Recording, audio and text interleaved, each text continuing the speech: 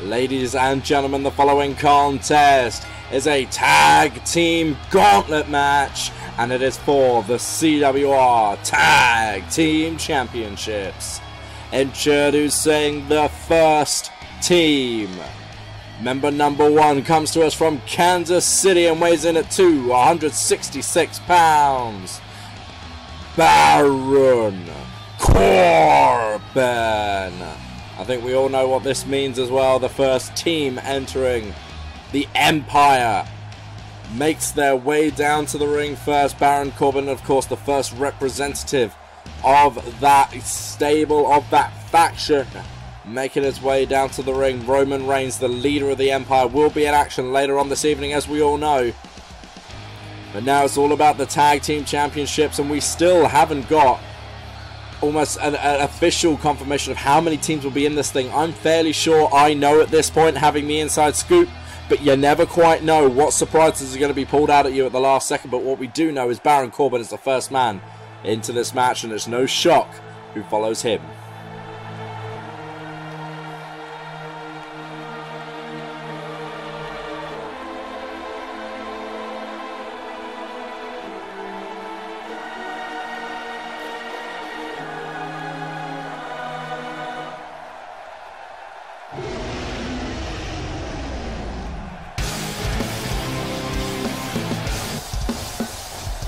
His tag team partner from Huntington Beach, California, weighing 280 pounds, the Samoan submission machine, Samoa Joe. And the Machine's here tonight representing the Empire together. They start off this matchup. They've got at least 6 other teams to go through if they want to go all the way. That is a hell of a challenge, but these two men are former CWR Tag Team Champions. If any team can manage it, it will be these two. It will be a hell of an opportunity if they can. But it's going to be a long way to go. But first things first, we've got to find out just who they will be facing in the first round of the Gauntlet match. Oh!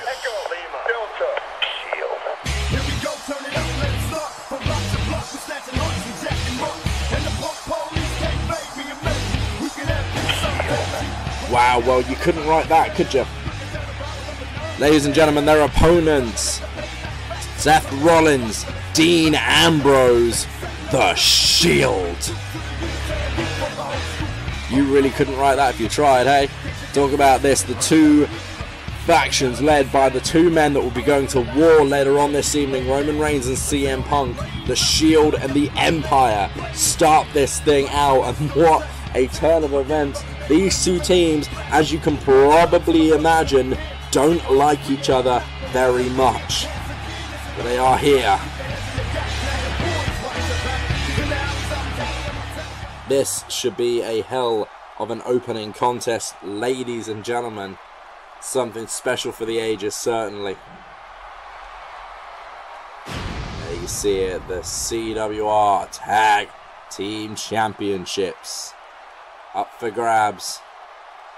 The last team to hold them, Randy Orton and John Cena, vacated the titles upon the rebirth of CWR. Ironically, both men will be competing on this pay-per-view. Randy Orton, in fact, will be competing in this very match later on again, alongside his new tag team partner, AJ Styles.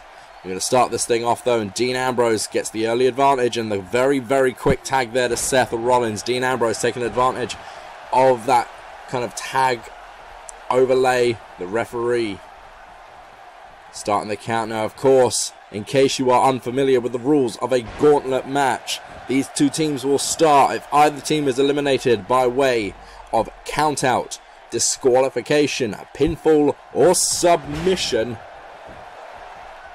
Then they will leave the arena and the new team will make their way down. This will continue until all teams have entered, and the last team standing will be crowned the new CWR Tag Team Champions. It's as simple as that. The Machines, Baron Corbin obviously having the size advantage. The Machines have the size advantage in this. Seth and Dean are a lot quicker. Dean obviously a little bit more unpredictable in his offense. Baron Corbin is going to be relying on his sheer size.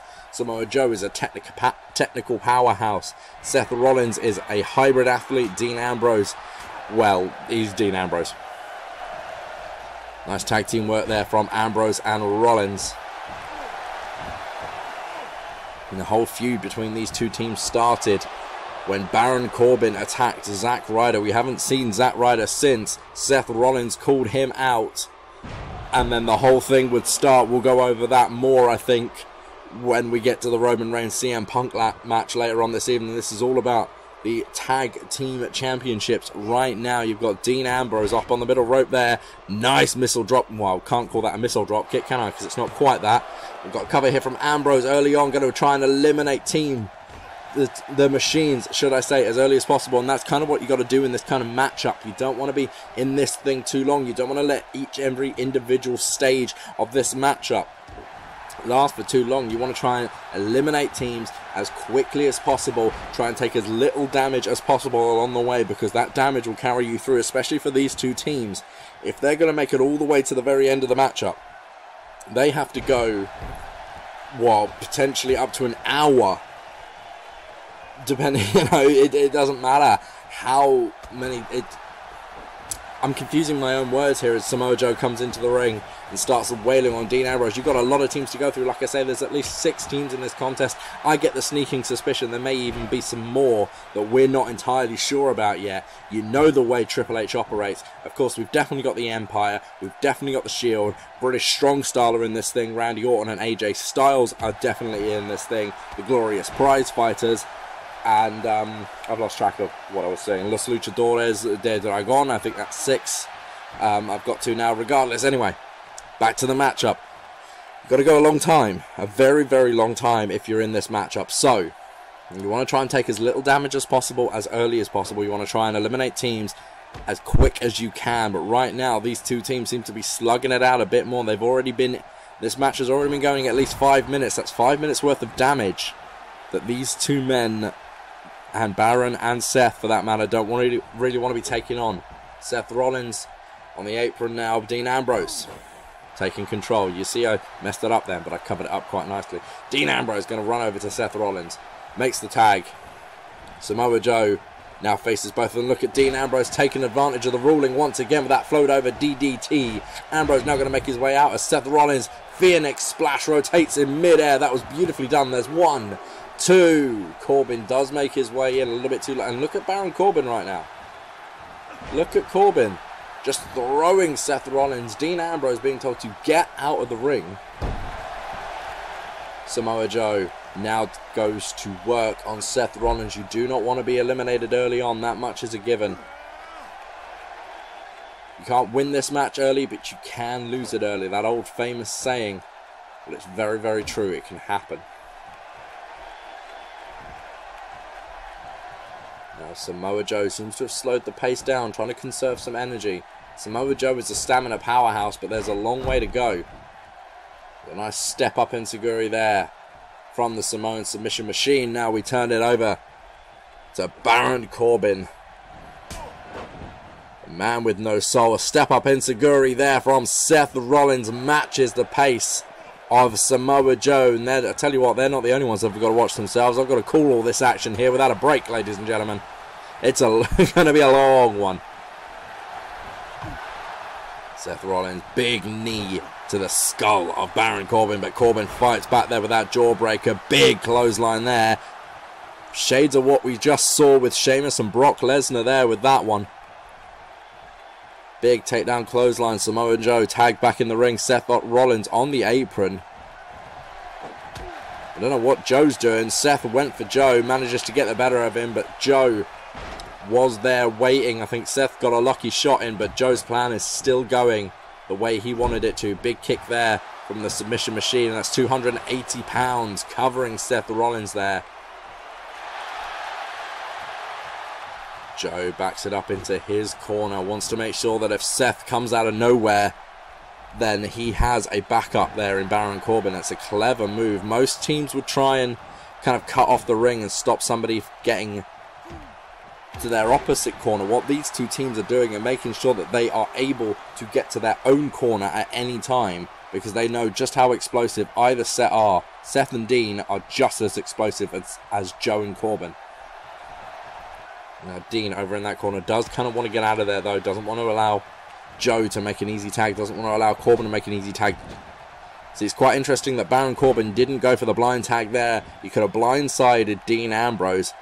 There's obviously a game plan, a strategy in place for both teams. No matter who they were coming up against, they had an idea of how they were going to tackle any team in front of them. You have to be prepared for everything in this kind of contest. Say you're Dean Ambrose and Seth Rollins right now. You come out number 2. You already know that you've got the machines in this one. But it could have easily been the Luchas. It could have been a high-flying team. It could have been the Young Bucks, a showboat team. You know, it's just... There's so much to consider. And then there's potentially teams you're not even aware that are going to be here. Dean Ambrose there, that was a big mistake. Went for that dropkick again. Went right over Samoa Joe, who ducked at the last second. And now Joe, he is like a shark in the water. He will smell the blood and he will go for it. There's a cover there from Samoa Joe. Dean Ambrose was able to kick out, but Seth Rollins keeping up the assault. You've got to be careful. You do not want to be disqualified. Northern Lights suplex there by Seth. Dean Ambrose drags Joe back into the middle of the ring. He's going to set him up. Going to go for that knee. Nope, it's a boot to the chest. Knocks Samoa Joe back to the canvas, should I say. Joe going to fight back here. Seth Rollins, nope, should I say Dean Ambrose able to fly over the top there. Turns it into a net breaker. Dean, the machines, they really want to end this one as quickly as possible. They need to conserve some energy. They've been going at least 10 minutes in this matchup now. That is a long time to be expending energy when you've got an innumerable amount of teams yet to come. Samoa Joe going to go to the wheelhouse with the submissions. Seth Rollins, you can see him on the apron there, willing Dean Ambrose to break free. Ambrose does. Let's get him out of that corner again, and this time he does just that. Dean Ambrose goes for the takedown. Samoa Joe blocks it. Joe goes for the sweep. Ambrose sidesteps it now with Joe into the corner. Of course, the Machines picked up a big win recently over John Cena. It was an incredible contest. Look at that. John Cena and CM Punk. Unbelievable. Moonsault there from Seth Rollins. Does the job, and Samoa Joe has been knocked down. That came pretty much out of nowhere, to be completely honest with you. But it did what it needed to do. We're going to take a few highlights of this stage while we get the Machines out of the ring, because you know they ain't going to leave quietly, ladies and gents. It's definitely a good match there. That ended in a surprising fashion. I've got to say, the Shield have advanced to the next stage, and that is good for them. It is really good for them. But that ended in a surprising fashion, that moonsault. I didn't expect that to end it between these two teams. But Joe got caught off guard, and that's all it takes sometimes. But in the grand stage of this, you got to be careful. I mean, it looked at this point like Samoa Joe may have actually gotten the better of Dean Ambrose. But it didn't quite happen. Ambrose was able to kick out. And there, look, that top rope springboard moonsault. Absolute perfection there for Seth Rollins. Rollins went into the cover. And you see Baron Corbin takes a second to get into the ring because he doesn't think at first that Joe is going down. It takes him too long to realise the Shield have picked up the first win. And now we have to wait to see who they are going to go up against in round 2. Let's bring them out. Come on, let's not hang about any longer. We want to see who's it going to be. We want to see who's next? Who's up? Come on, keep it going. Well, there you go. Talk about surprise teams. We have seen the club around as of late, but we didn't know they were entering the tournament. Ladies and gentlemen, next up, entry number 3 in this tag team gauntlet matchup. Carl Anderson, Luke Gallows, The Club. Oh, that was weird. Gallows and Anderson are here. They are, of course, former Revolution Tag Team Champions in their own right. Never really got to enjoy their reign due to the closure of CWR when they won the belt, so this should be interesting.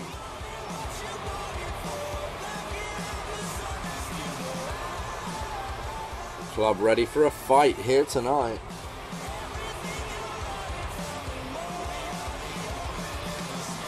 You see Dean Ambrose, Seth Rollins giving them a little bit of space, allowing them to make their entrance without too much fuss, but Ambrose and Rollins have already gone through 10 minutes of a fight with the Machines. Now they face one of the most dominant tag teams in New Japan history. The Club, the match is underway, standard rules as ever, always through this one. There is no special exceptions, no changes to the rules throughout. It's standard tag team format all the way through. Dean Ambrose is going to go for this early on, and you know Dean Ambrose is going to try and pull this one together. They've already been through one war. They do not want to go through another one. Going to keep Carl Anderson down. If Ambrose is clever, he won't even think of allowing Carl Anderson to make it to Luke Gallows, but Anderson has other plans. Surprisingly quick is Carl Anderson when he needs to be. Machine Gun now looked like he was going to make his way over to Gallows. No, he's going to do as much damage as possible before he makes that tag. The fresher one man stays, I guess the better. It's all about strategy in this one. It is all about playing to your strengths. We've got a tag move there, and look at Luke Gallows off the middle rope there. Double axe handle across the exposed lower spine of Dean Ambrose, and when you haven't got anything to protect you, your spine just caves in on itself. It is not a pretty feeling. Seth Rollins there, running dropkick, breaks up the submission attempt, delivers a boot to the face of Carl Anderson, I think just for good measure there. This thing is breaking down a little bit. The referee needs to get control of this thing, but the teams themselves, and you see the referee there, having a word with Seth Rollins. You've got to be careful, Rollins. You don't want to be disqualified. That would be a sucky way to lose. It really would.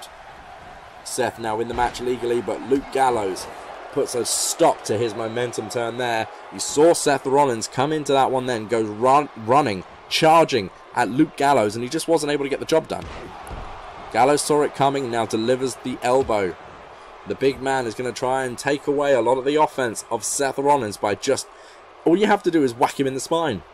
Quite frankly, you hurt the back of Seth Rollins. That's the majority of his offense off the table. He's not much of a brawler. He relies on his technical ability, his high-flying skill, and his power. You take away all of that by damaging the spine, and Seth Rollins could well be a sitting duck in the ring.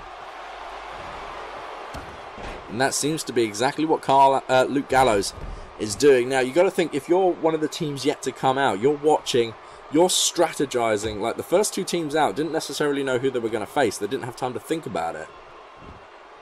But the rest of the teams, like, you don't know necessarily which team is going to win, but you can start planning your strategies for both potential outcomes so that when one team is eliminated and your time comes, you can just get out there and get the job done. And it looks like that's exactly what Carl Anderson and Luke Gallows have done here, because they wouldn't be using this power play game if they were up against the Machines. They would be relying, I think, more on machine gun speed. Right now, it's Luke Gallows delivering every manner of powerful move there to Seth Rollins, trying to slow down Rollins, but Rollins explodes. Absolutely explodes, and now Rollins runs the ropes. No, it looked like he was going to go for the suicide dive.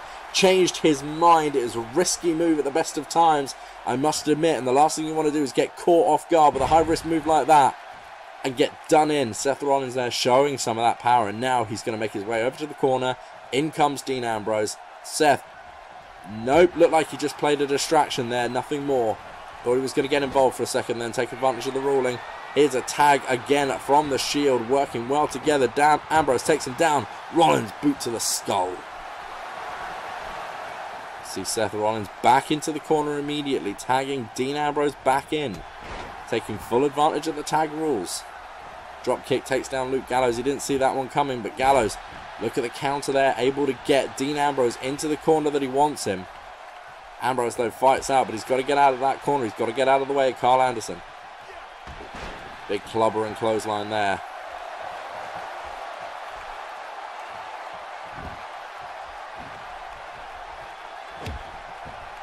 Just a boot there from Dean Ambrose. Slowed the pace down somewhat as Dean, hasn't he? The lunatic has just slowed it down. Very methodical here from Dean Ambrose, considering the explosiveness we were seeing. Talking of explosiveness, the moment I speak, he does something else. Dean Ambrose takes out Carl Anderson for absolutely no goddamn reason other than the fact he felt like it. Luke Gallows dumped to the outside now as well. And we saw recently, believe it was the Machine taking on Gallows and Anderson. Gallows got himself counted out in an elimination match and was forced to just sit there and watch Carl Anderson get obliterated by the Machines. Looks like Dean Ambrose may have been taking a note, but Carl Anderson is not having any of it. Carl Anderson taking advantage of the fact that Dean is outside of the ring, and it looks like Seth Rollins has had enough of this. Seth going to join in the fray a little here. Dean Ambrose sent back into the ring just as Seth Rollins arrives to make the save. Gonna just take out Carl Anderson for the fun of it. Seth Rollins makes the save on Dean. I don't know if Dean actually needed it, but Seth was all there, and that is tag team work at its finest. Anderson into the ring again as the referee dealing with Seth Rollins now turns his attention to Anderson, and this match has fallen apart. They've lost control. We're back to where we started. Luke Gallows, Dean Ambrose, illegal men. Gallows now going to make his way to the other side of the ring. He's going to tag in Carl Anderson. Anderson immediately goes for the cover. There's 1, 2. Seth Rollins there to break it up, but doesn't need to. Dean Ambrose all the same. And look at Rollins taking advantage once again. Holding down Anderson even. Allowing Dean to recover. Look at that tag team work there. There's the Bulldog from Dean Ambrose. Beautifully done by those two there. Showing a unity in their movements. Dean Ambrose perches himself, waits his moment. He knows it's coming. Oh, and goes for the big elbow and misses it. Anderson wasn't quite in position. Dean doesn't have it all. I mean, Dean and Seth have been going roughly 20 minutes now. They are wearing out. You can see it. They are stamina monsters, certainly, especially Seth Rollins. He's known as CrossFit Jesus for a reason. But eventually, no matter what you do, running for an hour is not the same as having your body thrown around for 20 minutes. I would rather do the run. Dean Ambrose there, show of strength as he lifts the 300-pound Luke Gallows up over the top rope, delivers the suplex. Gallows goes up now. Dean Ambrose goes for the elbow and this time connects. He connects with the face of Luke Gallows, and Dean Ambrose is rolling. You can see the crowd. The crowd are on their feet, but Gallows senses there may be something big coming and steps out of the way, but Dean Ambrose has the counter of his own, sends Luke Gallows into the corner, out of one corner, into the other. Nope. Dean Ambrose went for Carl Anderson. Anderson providing the distraction. Ambrose missed, but Anderson has given Luke time to recover, but it wasn't enough. It certainly wasn't enough, and now here comes Seth Rollins while Gallows is in the corner. Seth Rollins, there's a mistake, but forearm smash all the same. He made a botch there, but he got back up and he got on with it. Big forearm smash there, discus forearm. Seth Rollins going to go to the outside, going to spring over, throws himself over more to the point with the Tope Con Hero. And now over to the top, but Carl Anderson inadvertently shoves Seth all the way down onto Luke there, doing more damage to Luke than Seth, I think. Springboard moonsault once again, went for the same way he beat Samoa Joe. Gallows tried to roll out the ring, got some of it. Knocks all the way back down again. Seth Rollins attempted something there, it didn't quite work out. He tagged in Dean Ambrose. He's expended a lot of energy, going to keep himself fresh, but Dean Ambrose is in. There's the dirty D's to Luke Gallows. Ambrose straight into the cover. We've got 1, 2, 3. Carl Anderson had to avoid Seth Rollins there. And because he had to sidestep Rollins, he took too long to get to the pinfall and Dean Ambrose was able to get the pin. But that is twice so far that the Shield have picked up victories by a breadth of a hair. But all the same, they've avoided 2 opponents so far, and they are still in this thing. Ambrose and Rollins, the Shield, are still in this thing, 2 teams down. There were points here where it looked like Gallows and Anderson could have a good shot. You see Seth Rollins breaking it up there. A lot of switcherooing going on by the club. There's a lot of shenanigans in this match, to be fair. A lot of times where you kind of just went, hang on, should they get away with that? But they did. We got all the way to the end. You saw there Luke Gallows tagging in the smaller, fresher man. Immediately goes for the cover. I think the game plan fell apart for the club towards the end there. The big elbow from Dean Ambrose looked like he wasn't going to be able to make the leap, but he did in the end after Seth Rollins attempted to put Gallows away with the springboard top rope moonsault. There's the dirty deeds. Now watch the other side of the screen. Seth Rollins doesn't quite connect with Carl Anderson, but Anderson gets the job done. Hang on a minute. It's Baron Corbin. What's Baron Corbin doing back? What is going on? Corbin has been eliminated. What the hell is this about? What is going on here with Baron Corbin? What is Corbin doing? Hang on a minute. That's Trent Seven. Trent Seven is out here. There's the big boot. Seth Rollins has just disappeared up the ramp to chase Baron Corbin, and we've got a cover here in the middle of the ring from Trent Seven. No way! British Strong Style pick up a massive win. And this match, it has to just continue. That's the beauty of it. Ladies and gentlemen, the next opponents representing the Bullet Club. Oh my god, I'm just so frazzled from what happened there. Matt and Nick Jackson, the Young Bucks. I'm sorry, I lost it a little bit there, but yeah, I didn't expect that. That was something. The Shield pick up another huge win over Gallows and Anderson. Friends of the Young Bucks here, may I add. And Gallows and Anderson, they're eliminated. Baron Corbin's music hits. Corbin steps out onto the stage. Eerily reminiscent of what happened all those weeks ago when Roman Reigns was there to attack Seth Rollins, to jumping from behind. Seth Rollins went out after Corbin. Ambrose was left alone. Trent Seven jumped in from behind. Seven using the opportunity, and now we have almost a complete reset as the very fresh Young Bucks and the very fresh British Strong Style, which by the way looks like it's going to be represented by Trent Seven and Pete Dunne, which quite frankly is no surprise to me there. It's a good combination to have. Mustache Mountain would have been more fun, but this is a serious competition. The Young Bucks starting out now. Matt and Nick Jackson. Super kick part here has already begun.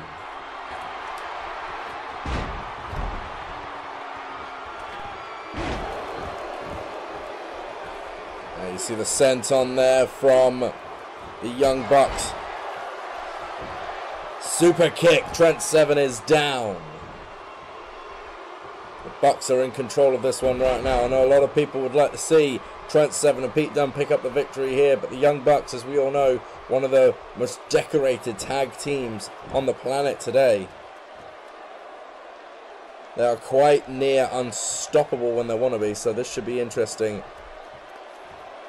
Jackson now on the outside. Trent Seven sees an opportunity there, makes the tag to Dunne, and now the Bruiserweight is in, goes straight after Jackson. There's kind of a standoff there, and then Dunne delivers the shoulder tackle anyway.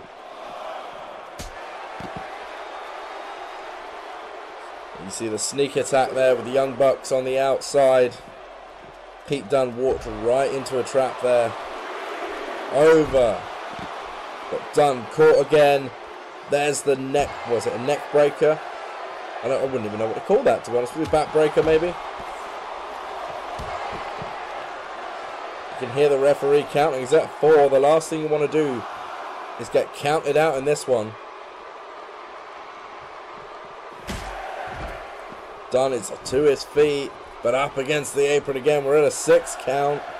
Dunn still on the outside. No, the count is... Did you say the count is broken? Has the referee broken the count? Should have done now, regardless. So, match is still on. Pete Dunne thrown back inside the ring. And at the moment, the Bruiserweight is in serious trouble. To the top rope he goes, but there goes Pete Dunne.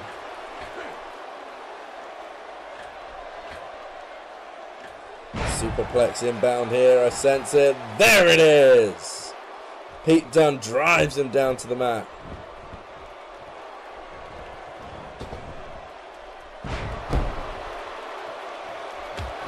Running senton there. The British strong style of taking control of this one. The Bruiserweight has taken control of this one.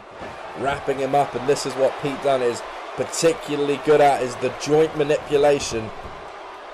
We all know that already. Dunne runs again, and another running senton there, flattening his entire back before impact for maximum pressure.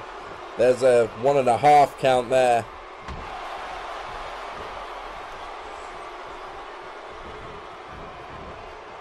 Dunne has him back to his feet.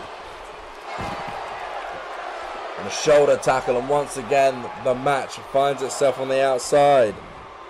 A tag on the end of the Bucks there. Don't quite know what was going on there, but it didn't work.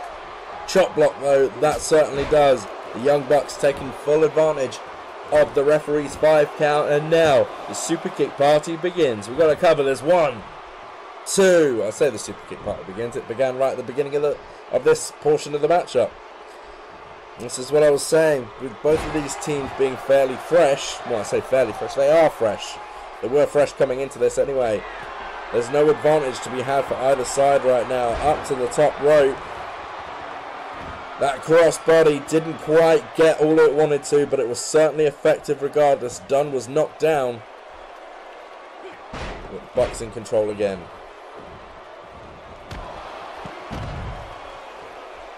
Big clothesline over the top. And I don't know if you saw Tyler Bate's face then, but he was not happy about what happened there. Bate watching out, trying to make sure the Bucks don't take advantage of any kind of legal loopholes. But at the moment, it doesn't really matter. 3 count from the referee. Tyler Bate taken out as well there. And look, Trent Seven down as well. Jackson all over the British strong style right now. Bate really trying not to get involved at all. He doesn't want to cause a disqualification for his team. And look at the cockiness now of Jackson. Dunne and Seven trying to get back into position. Dunne caught him. Big uppercut there by the Bruiserweight, and a super kick of his own. Not as much flair, but I think a little bit more impact there from Pete Dunne. DDT from the Bruiserweight.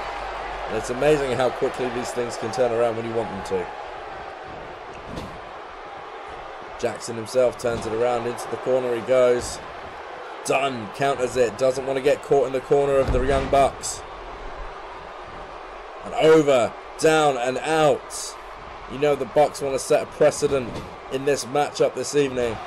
They want to pick up a big win because it's certainly going to help their ego, their confidence, if the Elite can go for a clean sweep tonight. Kenny Omega later on tonight going one-on-one with John Cena. We already know that.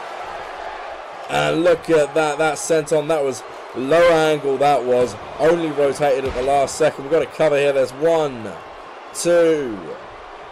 Trent Seven able to play the breakup there. Get the breakup done.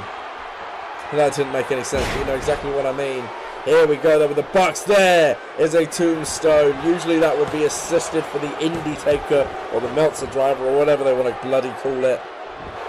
Regardless of what happened there. Look at Tyler Bate just pulled the referee out of the ring. Regardless of whether Trent Seven got there in time or not, I think he did. But the referee was pulled out of the ring by Tyler Bate. The super kick connects on the Bruiserweight. Ref back in the ring. Bruiserweight kicks out. See Trent Seven being assaulted in the corner as well. Illegal action going on that side, and that was a springboard hurricanrana, and it was executed to perfection. Seven now back in this contest. They need to get out of the ring before the referee decides it's their time. Here's a cover. And Trent Seven, I don't know whether he was aiming for him or not, but just flattened the ref. And Bate fairly happy on the outside there, at least he was until the submission was being applied there to Pete Dunne.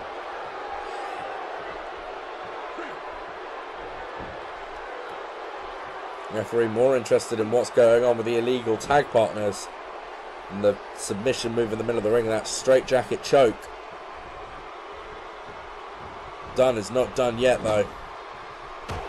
Bruiserweight is still in this thing. Jackson gets him into the corner. Dunne comes out with an elbow.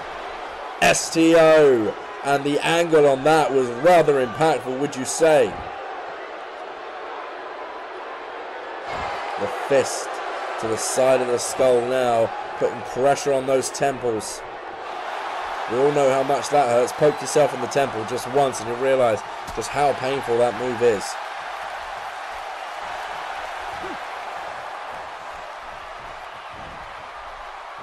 Up and over, down and out, back suplex there. Looked like a little bit of energy was lost, but the impact was there. There's 1, 2. Pete Dunne able to kick out of his own volition there. This match is going on. There's a lot of back and forth. Pete Dunne, German suplex. And the Bruiserweight is feeling it right now, and the crowd are right behind him here in San Francisco. You would have thought, realistically, that the crowd would be more behind their hometown guys. Well, I say hometown, home country guys in the Young Bucks.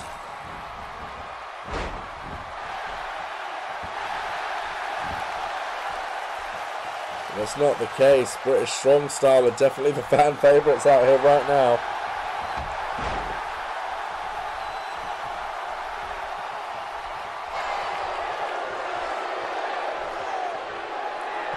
But once again, Jackson has taken control, and there is another tombstone. Going to go directly for the cover. There's no rope break. Seven saw that as well, which is why he didn't move. But look at that boot to the face of Trent Seven. Knocks him down, and now the Young Bucks, they can't help themselves. Sweet Buck music. And on the outside, Trent Seven is being dealt with. Tyler Bate is being dealt with. We've got a cover. There's 1, 2, 3.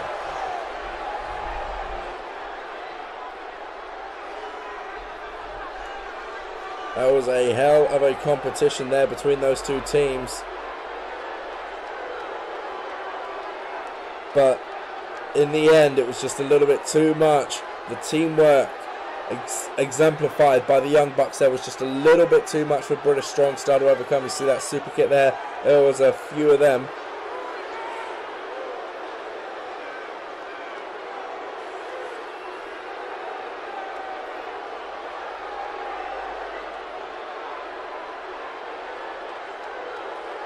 Saw a couple of tombstones in this one.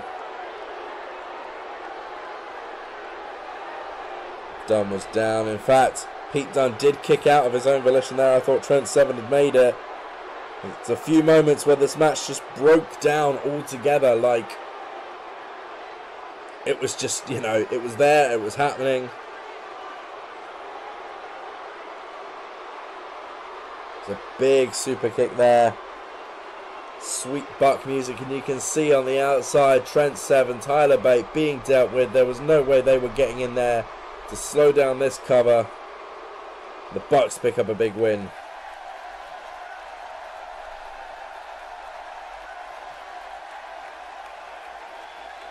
Yeah, alright, you got a big win there, Bucks, but this match ain't over yet by any stretch whatsoever. Still time to go. The crowd are alive for this one. Hang on, what happened? Where did they come from? The Revival are in the ring. Shadow Machine. Where did they come from? 1, 2, 3. Where on earth did they come from?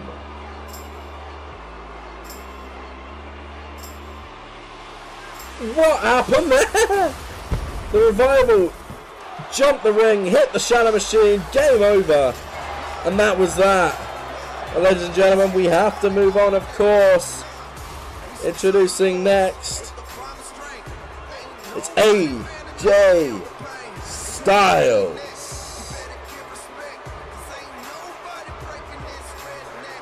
That was something. I didn't expect that. The Bucks just absolutely obliterated by the Revival. I didn't even know the Revival were in this matchup. They came out of nowhere. And I think, and excuse my French, but Dash and Dawson are going to be walking away from this tonight, whether they win the whole match or not, with a very, very happy fuck the Young Bucks.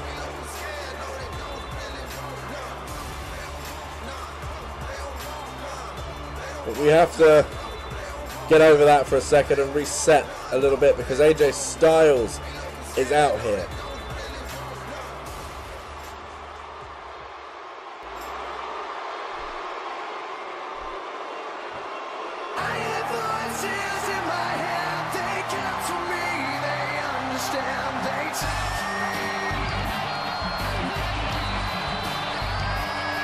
And his partner this evening from St. Louis, Missouri, the Viper, Randy Orton.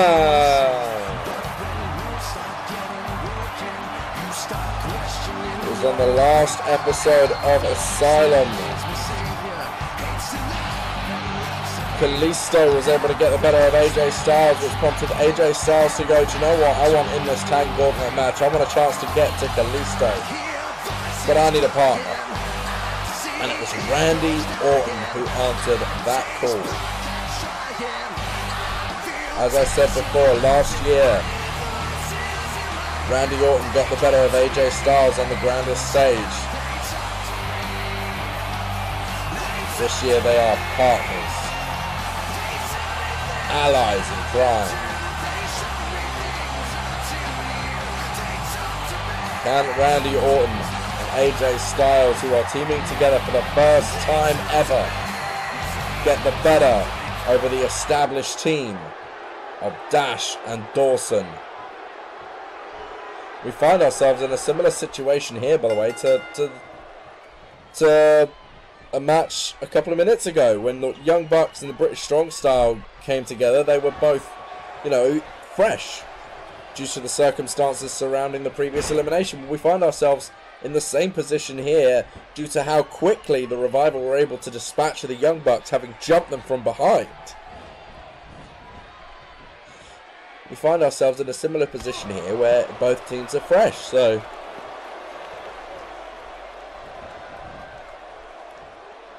AJ Styles sending Dash Wilder out the ring immediately. This is going to be an interesting dynamic because AJ Styles, look at that forearm there from AJ Styles. Dash should have seen that coming. But yeah, we find ourselves in an interesting dynamic here. AJ Styles and Randy Orton are both hella brilliant competitors. Randy Orton, of course, in and of himself is a former CWR Tag Team Champion, and in fact, he was one of the last ones.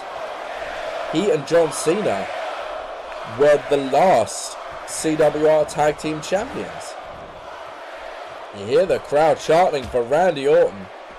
RKO, RKO, but AJ Styles right now has this thing thoroughly in control. Look at this from AJ Styles. Dash Wilder dropped back first onto the apron. Now this is rather methodical pace for AJ Styles. He's usually a bit quicker than this. He's taking it slow, taking his time. He doesn't want to make a mistake. Look at that double axe handle across the back of Dash Wilder, but there was the mistake made as Scott Dawson gets the advantage. And look at Randy Orton though, as Dash Wilder was trying to recover from that apron drop. AJ Styles gets the advantage of Dawson, should I say, and the Revival once again on the defensive early on. And a big right hand there from AJ. It was kind of unnecessary, but all the same, it's AJ Styles, man. A 5 count here. What is Dash Wilder doing? Dash is taking his time. Actually allowing AJ Styles there to come out and get the better of him. Styles inadvertently, I think, broke the count. Obviously, when he stepped back outside, he was attacked by Scott Dawson, but he did break the count, giving Dash Wilder a little bit more time to react. But Dash, has he been bashed over the head or something? He doesn't seem to know what he's doing. No, wait, yes he does. Lulled him right in there, did Dash Wilder. Dash, once again, is just kind of standing there. AJ Styles, this time, manages to grab him up against the edge of the barricade there, but Dash Wilder once again fights back. Seems to be wanting AJ Styles to come to him, but it isn't working out every time. If Dash Wilder has a plan, it's not being executed to perfection here, I have to say. AJ Styles goes for the elbow, Dash Wilder avoids it.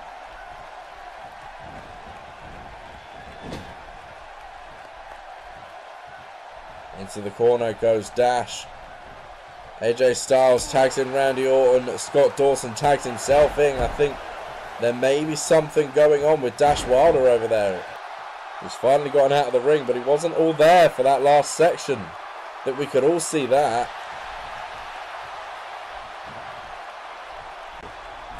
Randy Orton makes another quick tag back to AJ Styles.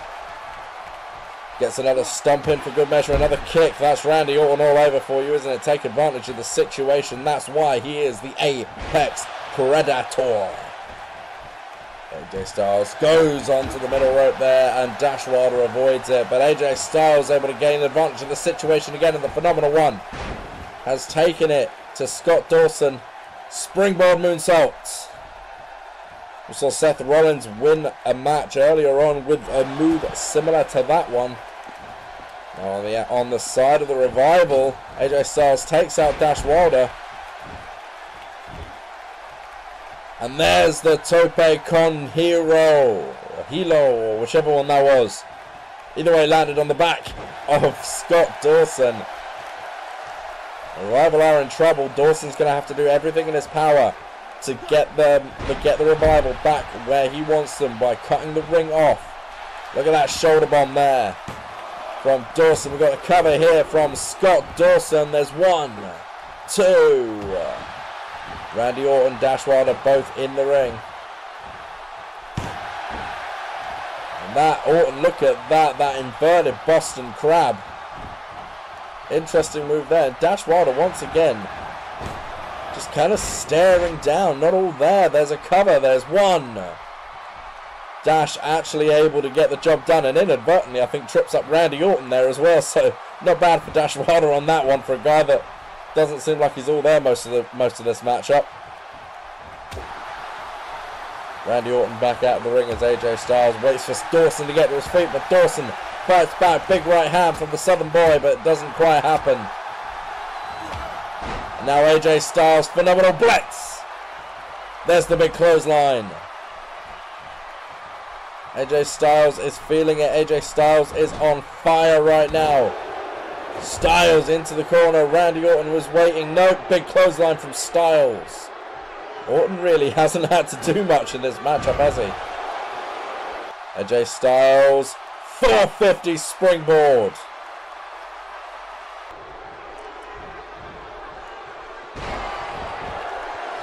AJ Styles was going to pick him up there, but you saw there Scott Dawson before I even had a chance to call that there. Scott Dawson turns it around. We've got a cover here from Dawson. Randy Orton is in the ring.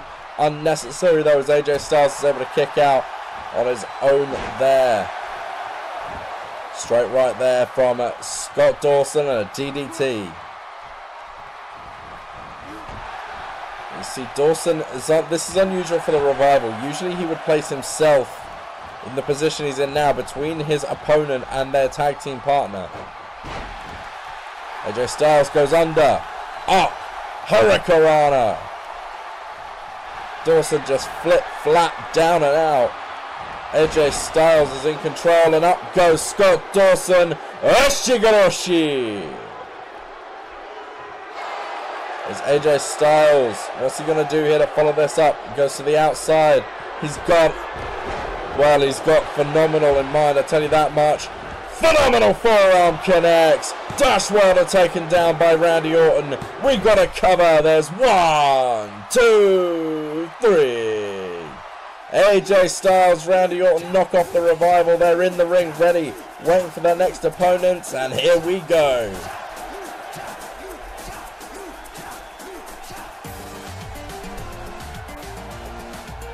Introducing the next entrance into this tag team gauntlet match, Los Dragones de Lucha. The Dragon Fighters, as they are otherwise known, the Dragon Warriors.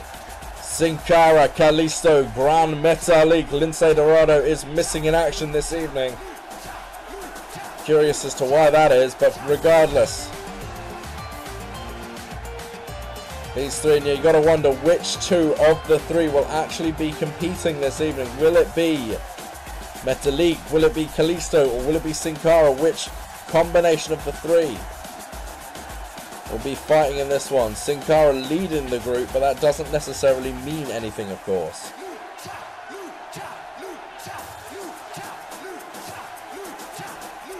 You see Metalik, Kalisto making their way up the ring, up steps into the ring.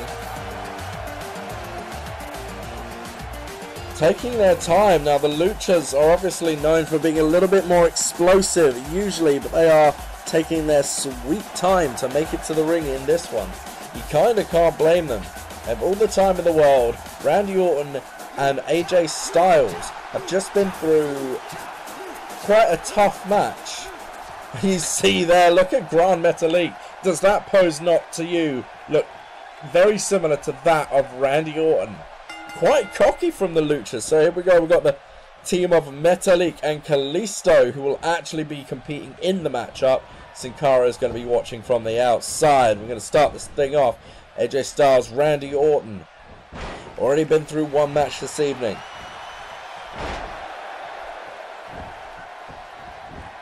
There's no sneak attack in this one, so I have to give the advantage to the Luchas. So far, it looks like that's exactly what's happening as Metalik takes down AJ Styles. Styles moves out the way there. There's a back suplex for his trouble. Metalik. Now AJ Styles did the majority of the work in the last match. Now that I think about it, that may have been a strategy from AJ and Orton. Depending on how this turns out, it may be that AJ Styles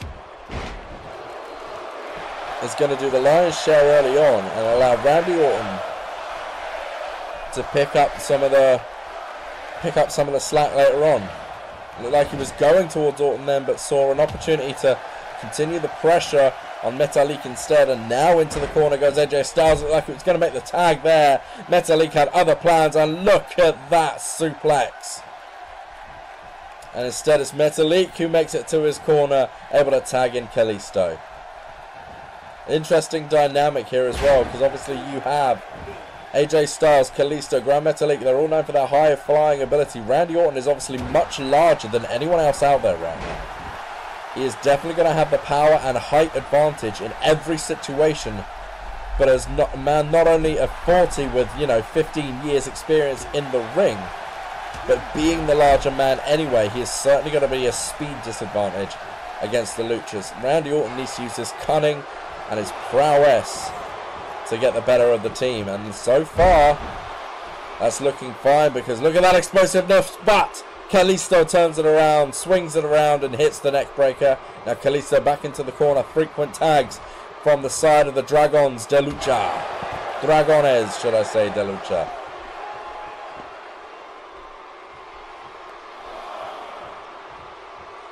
Metalik is down. Sin Cara trying to rouse his tag team partner there.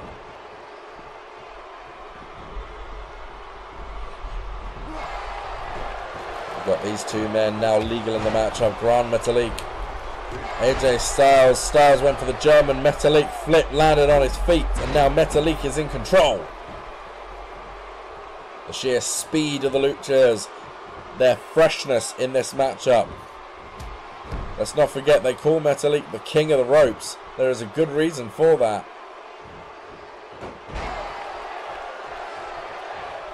AJ Styles now, Dragon Screw, takes down Metalik with the drop toe hold.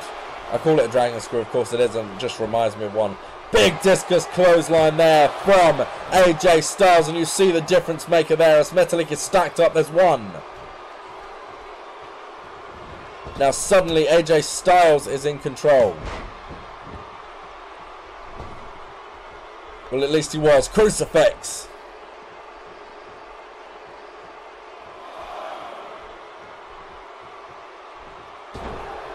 Saw a lot of moves like that when Kalisto and AJ Styles went one-on-one last week. Big spin there from AJ Styles with the 450 splash. Didn't get all of it, but it was at least impactful. Crucifix seems to be their go-to move. Springboard body splash. Kalisto, however, misjudged that, overshot slightly. Nearly landed on the head of AJ Styles, which would have been interesting. But alas, the match continues. Kalisto up and over with a snap suplex. And now Kalisto back to the corner, tags in Grant Metalik. This is phenomenal work from these two teams. I don't mean to be so obtuse. But Metalik now goes to the top. There's the moonsault from Grant Metalik. Just so much ease and grace with that move. AJ Styles fighting back with a shoulder tackle there. It's the only thing he had in his arsenal to shift the momentum, and it works to perfection. Now Metalik in the corner of AJ and Orton. Out of the corner. Double shoulder tackle. Randy Orton going for the quick cover here. Just changes his mind. I don't know. What happened there? Got the cover. Randy Orton. There's one.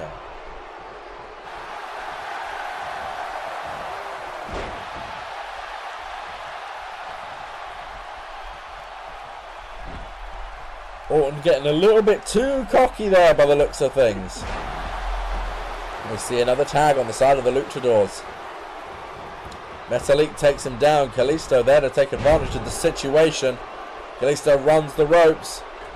And a big body slash there. Akin to maybe the Ultimate Warrior. That kind of body splash, of course. Kalisto much smaller, but all the same the impact is still there. And look at that backflip into the tilt-a-whirl inverted DDT. Kalisto has a multitude of tricks up his sleeve, and he's pulling some of them out tonight. One of the best luchadors in the world right now. Kalisto just gets spiked on top of his head by Randy Orton. That's a change for the books. Jawbreaker takedown. Spinning heel kick gets dodged. Kalisto crashes, Orton stands. Big European uppercut. Look at that clothesline. That's Randy Orton for you, baby. That explosiveness, that is what makes Orton who he is. And then slows the pace down once again. This is why Randy Orton is so dangerous, because he will control the pace at any given moment in any given match. Kalisto, look at the strength there, up into powerbomb position. He's got it, the neck hooked. Is he going to go over? There it is! I thought he was going to go, held the cover there, he didn't for whatever reason. That move is stunning, and Orton took full impact. There's 1, 2. Randy Orton able to kick out.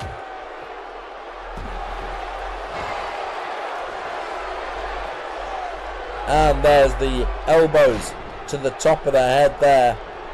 Kalisto waiting for that moment. Springboard, no. Goes for the forearm off.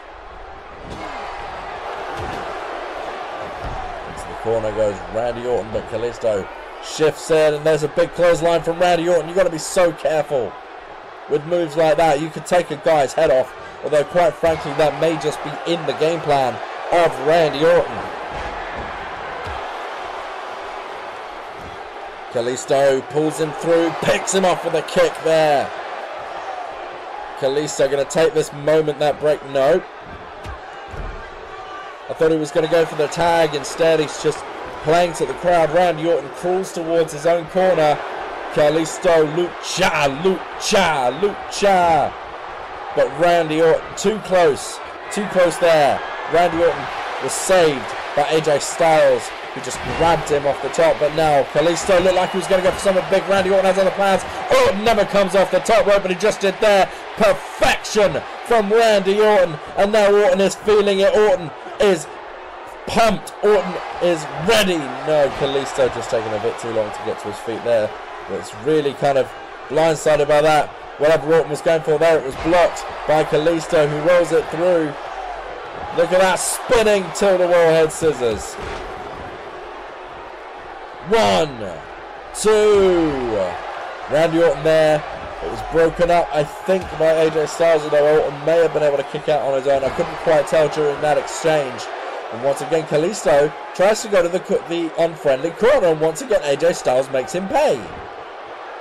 For such a good game plan, Kalisto has made a lot of mistakes in the last few minutes. And if Orton can get to his feet, he can certainly capitalize on that chance. Back to his feet again, staring down AJ Styles for a second. Kalisto says, you know what, I'm good. Makes his way out of the ring. He's going to take a moment to recover, re-strategize. Well, that was a good strategy all the same. Neck breaker on Randy Orton. There's a cover, but look at the spiral tap from AJ Styles.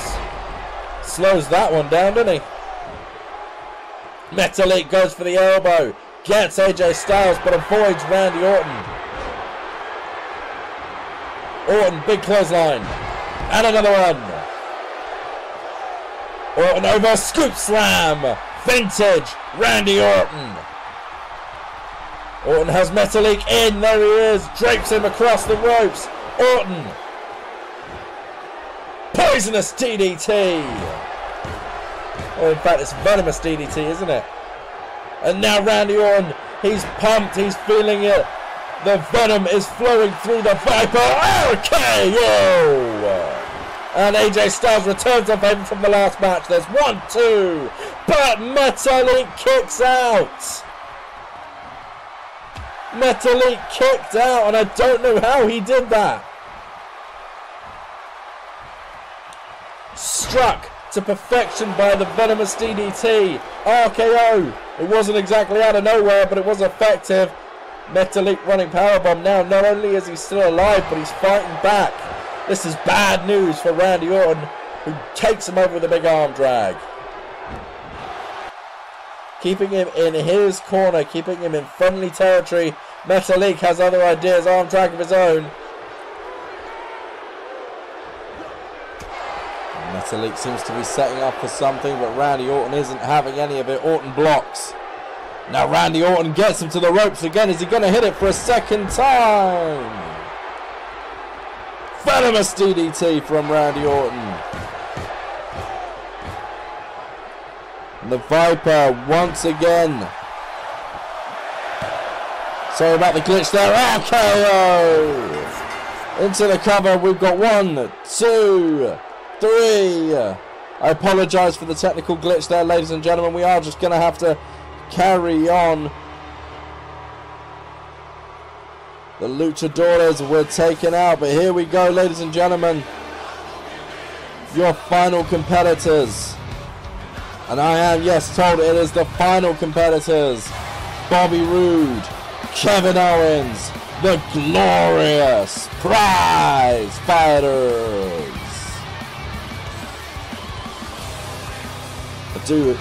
Sincerely, I do apologise about the technical glitch at the end of that one there, but we just have to move on. Roode and Owens, should I say.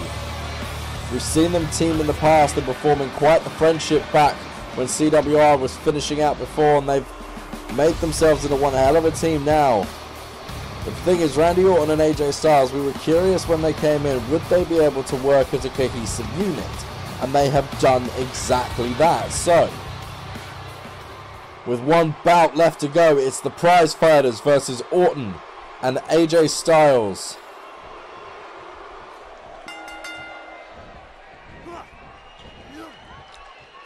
And this is underway. We're on our final competition now here, ladies and gentlemen.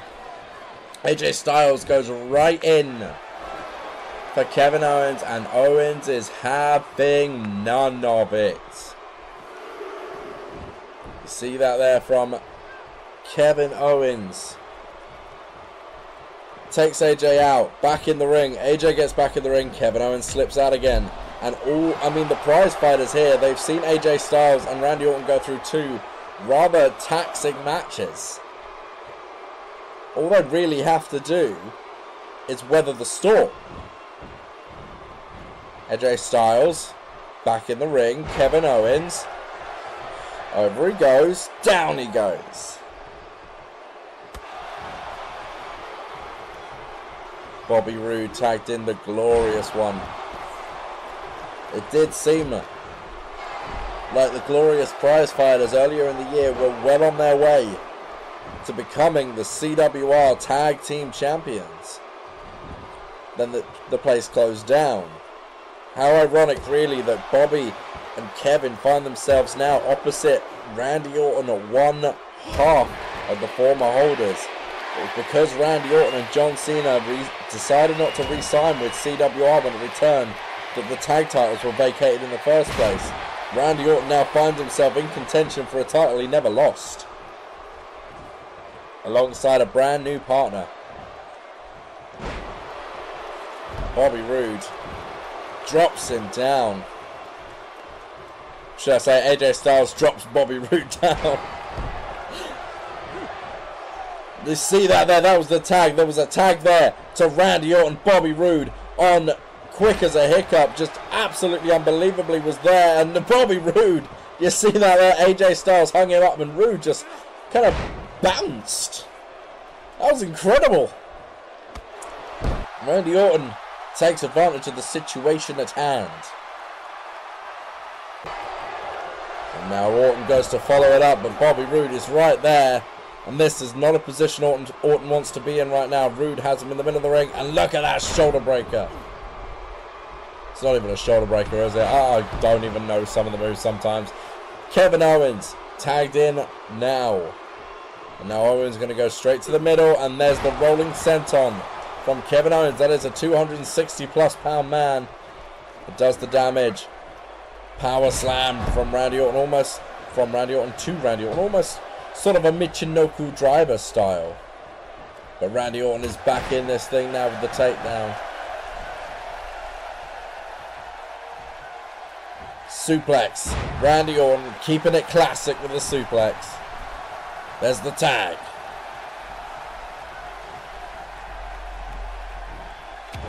Orton with the jawbreaker. A little bit of tag team work there from these guys. Look at the elbows there of Kevin Owens.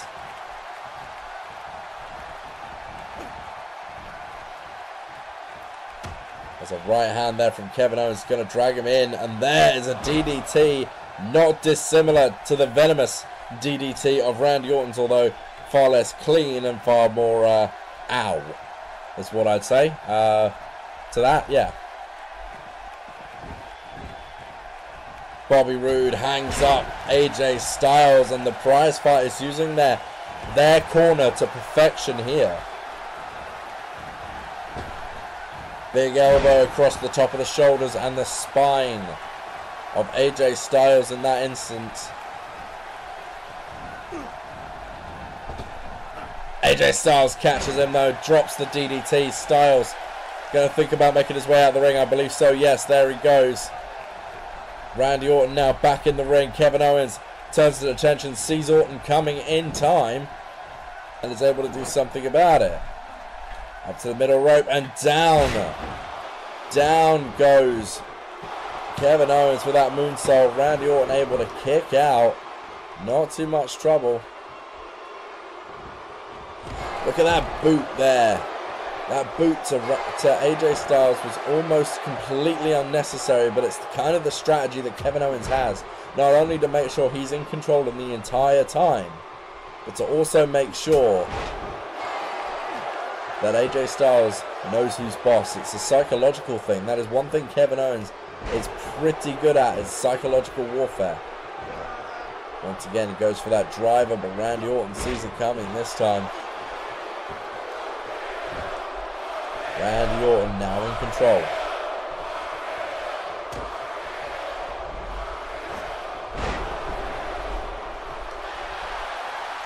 Look at Orton now, the cockiness starting to show from the St. Louis native.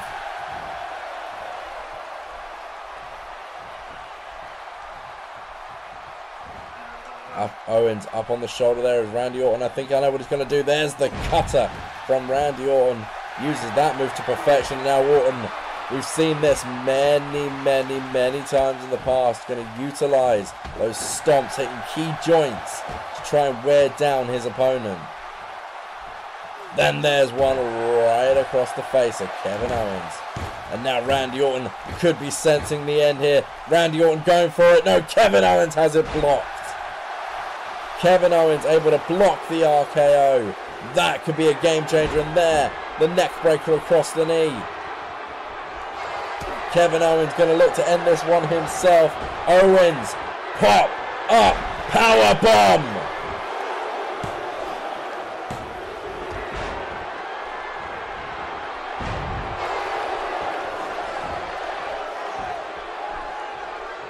Prize fighters may not have gotten the win there, but they certainly look to still be in control of this one right now. Randy Orton is feeling confident. Randy Orton, you just saw him there trying to pump himself up, trying to find a reason to stay in this thing. Look at Randy Orton. Shakes off a strike from Kevin Owens. Looks like he was going to go for the clothesline. Kevin rolls him up. There's one, there's two. That could have been a stealer there. Orton, I think, was going to go for that sequence of clotheslines that lead into the power slam. He's known for it. But Randy Orton was there and able to, should I say, Kevin Owens was able to stack up Orton instead. If it wasn't for AJ Styles, I honestly believe that match could have ended right there. Bobby Roode now legal. Great tag team work being shown here. Both of these teams, you know, when both of these teams formed, the prize fighters earlier in the year and Orton and AJ only this past week, there was questions about how they would work as a team, how their validity as team members. They are 4 single stars, but they are working to perfection, each and every one of them. AJ Styles now in the ring against longtime rival Bobby Roode. AJ back to the other corner. Orton just unable to help at the moment.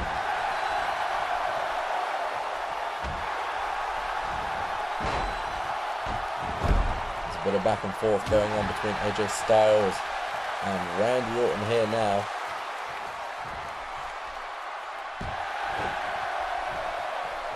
Styles seems to be the one in control.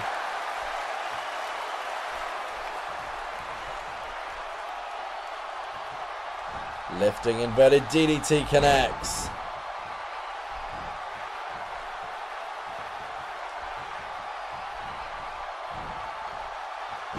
Drops it across the back for the back breaker. AJ Styles has kind of slowed the pace down a little bit here. And that may have allowed Bobby Roode the opportunity. Roode tried to get cocky there. AJ wasn't going to let him have it. Hooks the leg, the arm. Brainbuster delivered. Got to be so careful. Orton and AJ, this is their 3rd match so far. And both of their 2 previous matches weren't easy. But they are hanging in here against the glorious prize fighters. Bobby now, though, has him up.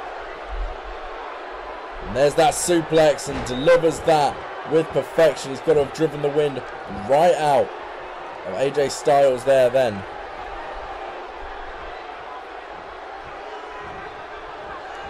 Into the corner goes AJ Styles. Kevin Owens, Bobby Roode. Look at that big clothesline combination there.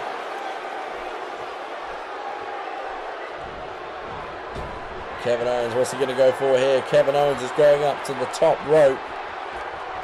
Moonsault from Owens, straight into the cover. There's 1, 2. AJ Styles pops the shoulder up.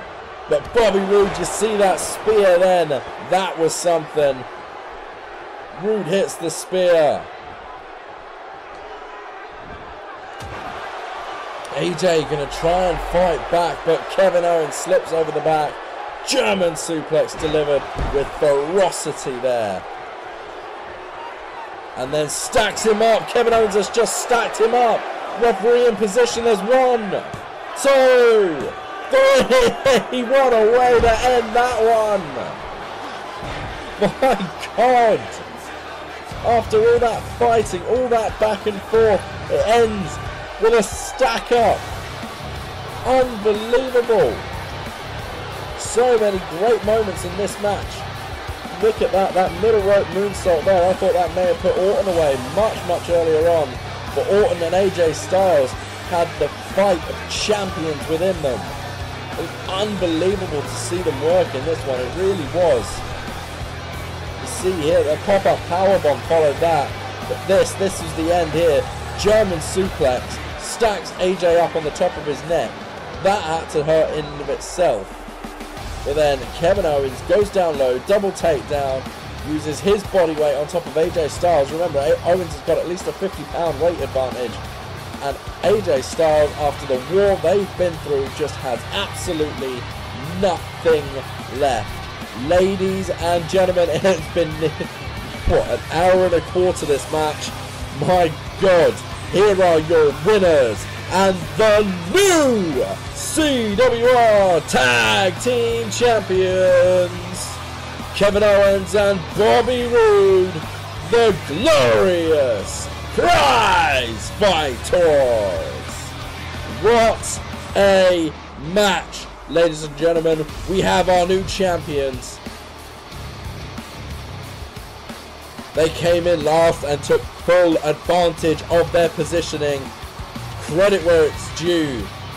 But there are your winners.